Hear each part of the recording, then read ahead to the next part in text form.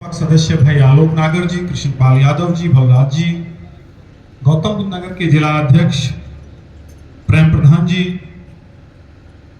और मंच से अगर मेरे से नाम छूटे, मैं सभी सम्मानित मंच को पुनः प्रणाम करता हूं। हमारे सम्मुख आए हुए पत्रकार साथी, विभिन्न गांवों से आए हुए सम्मानित बुजुर्ग नौजवान साथी, सभी को मैं नमस्कार और प्रणाम करता हूं। साथियों, आपसे पूर्व में तमाम साथियों ने अपनी अपनी बात को अपने अपने ढंग से कहने का प्रयास किया और बहुत सारे साथियों को कुछ बातें समझ में आई होंगी और एक दो कुछ साथी ऐसे भी रहे होंगे जिनको अभी करप्शन फ्री इंडिया का जो मेन उद्देश्य है, जो मेन मकसद है, वो क्या है। तो मैं बात प्रारंभ करूंगा नींव से, जमीन से, जहां से इसकी शुरुआत हुई।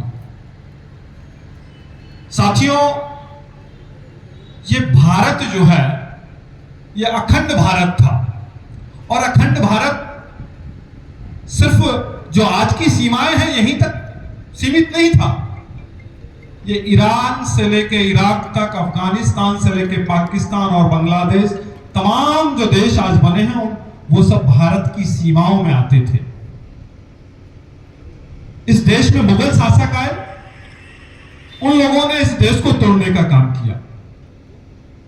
उन लोगों से हमारे राजा महाराजा लड़ते रहे, इस देश को मुगलों से आजादी दिलाई। फिर उसके बाद ब्रिटिश सरकार यहां उसने अपना व्यापार करना प्रारंभ किया और ब्रिटिश सरकार ने अपनी जड़ें यहां स्थापित कर ली। भैया, सरकार आई तो ब्रिटिश सरकार यहां व्यापार करने के नाम पे आई और वहां आकर के हमारे देश को लूटने का काम किया ब्रिटिश सरकार ने। और ब्रिटिश सरकार ने लगभग 200 वर्ष राज किया। हमारे देश के जो क्रांतिकारी थे, हमारे देश के जो राजा थे, जो सम्राट थे, उन लोगों को लगा कि अगर भाई हम लोग चुप रहे तो जो भारत आज बचा है, भारत नाम सिर्फ हम किताबों में पढ़ने को या सुनने को मिलेगा। भारत की सीमाएं समाप्त हो जाएंगी अगर आज हम लोग खड़े नहीं हुए, अगर आज हम लोग लड़े नहीं, तो अपनी इस भारत मां की आन बान शान को नहीं बचा पाएंगे। तो कुछ पागल जिनको सिर्फ ब्रिटिश सरकार से इस देश को आजाद कराने की रट लगी हुई थी, वो हजारों और लाखों क्रांतिकारी आजादी की आग में कूद गए। ब्रिटिश सरकार के दांत खट्टे कर दिए। हम उस सिकंदराबाद क्षेत्र के लोग हैं, हम उस दादरी क्षेत्र के लोग हैं, हम उस जनपद बुलंदशहर के वासी हैं जिन्होंने ब्रिटिश सरकार को दादरी से बुलंदशहर की तरफ नहीं बढ़ने दिया था। हम राजा राम सिंह भाटी के वंशज हैं, हम मजलिस भाटी के वंशज हैं, हम राजा राव दरियाव सिंह नागर के वंशज हैं, हम वीर विजय सिंह पथिक के वंशज हैं, हम कोतवाल धन सिंह गुर्जर के वंशज हैं, हम महारानी लक्ष्मीबाई के वंशज हैं। हम भूल गए कि हमारे पुरखों ने, हमारे पूर्वजों ने दादरी में अंग्रेजों से दाएं हकवा दी थी। वो ताकतवर कौन से हम लोग आते हैं?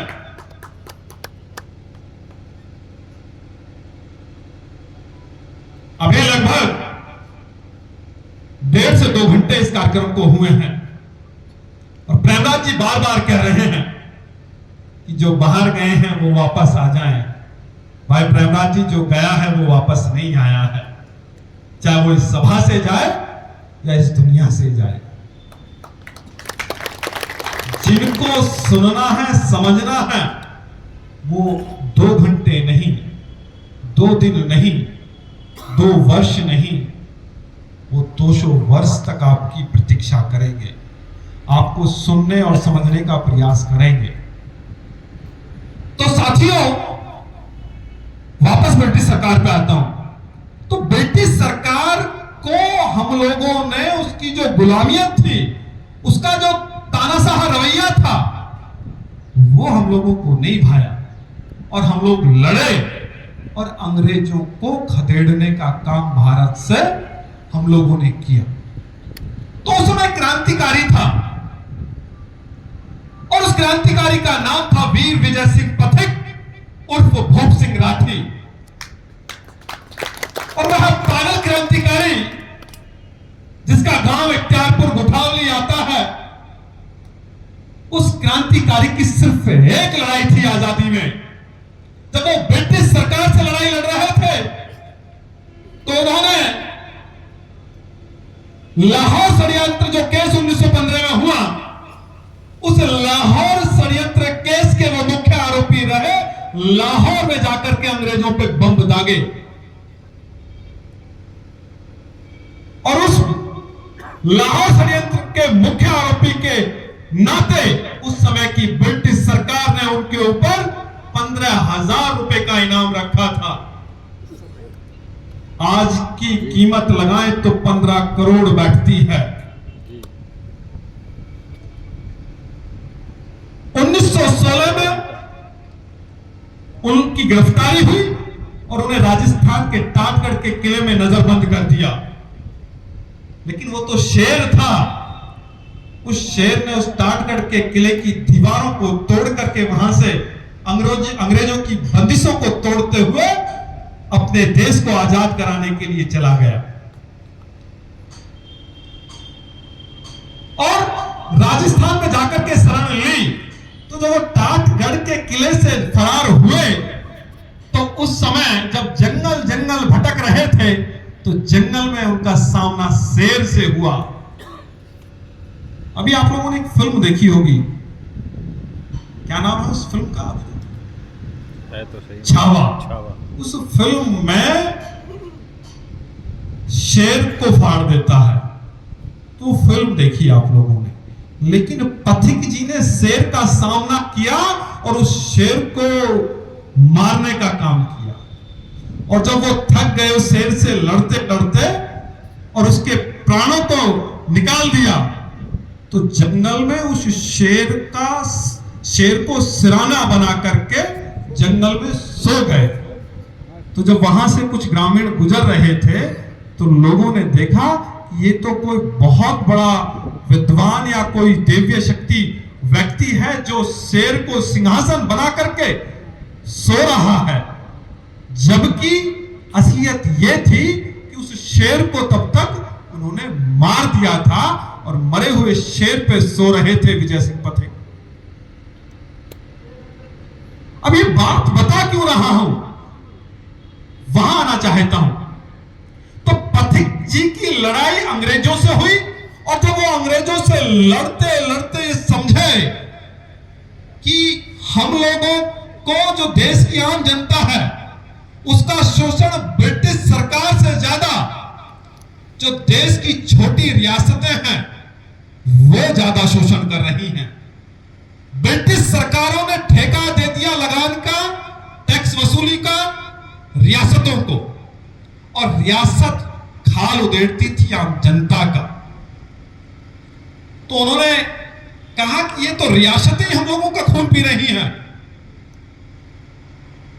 तो उन्होंने एक अंग्रेज उनका मित्र था जिसका नाम था हडसन से कहा कि तुम्हारी क्रूरता से अधिक तो रियासतदार राजाओं की क्रूरता हम लोगों के ऊपर है।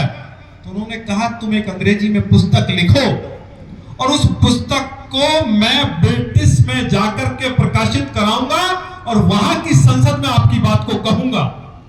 मात्र 2 सप्ताह में एक किताब को अंग्रेजी में वीर विजय सिंह पथिक जी ने लिखा और उनके मित्र हडसन ने ब्रिटेन में जाकर के उस किताब को प्रकाशित कराया और वहां की सरकार को बताया कि वहां भारत में ब्रिटिश की सरकार से ज्यादा जुल्म वहां की रियासतें कर रही हैं। और उसी दरमियान चल रहा था विजय सिंह पथिक जी के नेतृत्व में बिजौलिया किसान आंदोलन। गुलामियत का सबसे बड़ा और सफल आंदोलन सिर्फ और सिर्फ विजय सिंह पथिक के नेतृत्व में बिजौलिया किसान आंदोलन सफल हुआ, जिसमें 84 टैक्स किसानों के ऊपर लगते थे। उन 84 टैक्सों से आजादी वीर विजय सिंह पथिक उर्फ भूप सिंह राठी जी ने दिलवाई। और गांधी जी ने एक बार नहीं, अनेकों बार उनकी प्रशंसा की। एक बार महाराष्ट्र के वर्धा में मीटिंग चल रही थी, तो देश भर के लोग पहुंचे। तो जब विजय सिंह पथिक जी के परिचय का नंबर आया, तो स्वयं गांधी ने कहा, इनका परिचय नहीं, इनका काम बोलता है। यह वो पथिक है जिसने बिजौलिया किसान आंदोलन को सफल बनाया है। तो इस विजय सिंह पथिक को इस आज के कार्यक्रम में मैं जोड़ना इसलिए चाहता हूं कि जिस तरीके से पथिक जी ने रियासतों का विरोध किया, ब्रिटिश सरकार का विरोध किया और इस देश को आजाद कराया। 15 अगस्त 1947 को जब वो जेल से रिहा हुए और 26 जनवरी 1950 को इस देश का कानून बना और 1952 में जब पहला चुनाव हुआ, तो पथिक जी ने देखा कि ये देश तो फिर गुलामियत की तरफ जा रहा है। जिन राजा रजवाड़ों से इस देश को आजाद कराया और लाखों क्रांतिकारी कुर्बान हो गए, अपने प्राण न्यौछावर कर दिए, ये तो जो पार्टियां बनी हैं, ये पार्टियां तो उन्हीं राजा रजवाड़े के राजकुमारों को टिकट दे रही हैं। और पहली जो लोकसभा और विधानसभा के चुनाव हुए, उनमें ज्यादातर राजा परिवारों के लोग विधानसभा और लोकसभा गए। तो उन्होंने विरोध किया था कि अगर इस तरीके से ये देश चला तो इस देश को फिर हम लोग, अब तो अंग्रेजों से आजादी पा गए, लेकिन जो आगामी आजाद भारत में जो काले अंग्रेज आएंगे, जो हमारे अपने होंगे, उनसे आजादी पाना बड़ा मुश्किल बात है। तो साथियों, आज करप्शन फ्री इंडिया संगठन वीर विजय सिंह पथिक के उस विचार को लेकर के, उन लाखों क्रांतिकारियों के उन विचार को लेकर के हम लोग चल रहे हैं। जो सपना था भगत सिंह, राजगुरु सुखदेव और चंद्रशेखर आजाद, नेताजी सुभाष चंद्र बोस का, कि भारत आजाद होने के बाद भारत का अंतिम व्यक्ति, उसको भी उतना ही न्याय मिले जितना अगली पंक्ति में बैठे हुए व्यक्ति को न्याय मिले। लेकिन क्या आज इस 78 वर्ष की आजादी के बाद हम लोगों को न्याय मिल पा रहा है? जो राजनीति, जो एमएलए एमपी, जो राज्यसभा सांसद इसलिए बने कि हम लोग क्षेत्र के लोगों की सेवा करेंगे, लेकिन वो 5 वर्ष में प्रधान बनने के बाद उनकी कोठियां बननी शुरू हो जाती है। साहब, एमएलए एमपी तो बहुत बड़ी बात है। वो पैसा अमेरिका से नहीं आ रहा है, वो ब्रिटेन से नहीं आ रहा है। वो जो 5 वर्ष में जो हम लोगों के साथ लूट हो रही है, उस लूट से वो कोठियों को खड़ा कर रहे हैं, उस लूट से वो साम्राज्य को खड़ा कर रहे हैं। करप्शन फ्री इंडिया संगठन का जो मेन उद्देश्य है, वो इस तानाशाह, लापरवाह और गुंडई जो लोग जनप्रतिनिधि बनने के बाद करते हैं, उन लोगों के विरुद्ध हम लोगों का आंदोलन है। चाहे वो प्रधान है या देश का प्रधानमंत्री है। अभी भाई कृष्णपाल यादव जी ने आप लोगों को बताया कि ग्राम पंचायत आखिर है क्या? लोकसभा और विधानसभा से बड़ी अगर कोई संसद है तो वो ग्राम संसद है। आप लोगों ने कहा यार ये एमएलएमपी को ज्यादा तवज्जो देते हैं, प्रवीण भारती क्या गा रहा है?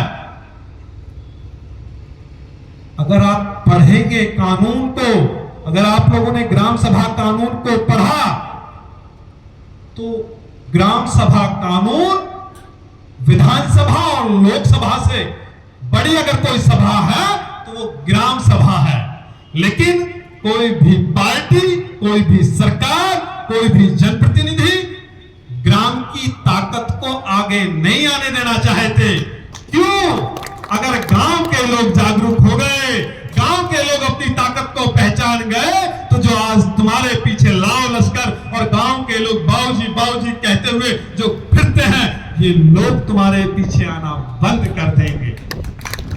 बात आई समझ में? अब ग्राम सभा की बात छिड़ी है तो थोड़ा सा ग्राम सभा पे बोलूंगा। ग्राम सभा में 6 कमेटियां होती हैं। कोई वर्तमान प्रधान बैठे हैं यहां? कहां हैं? अरे भाई जगत जी खड़े हो जाओ।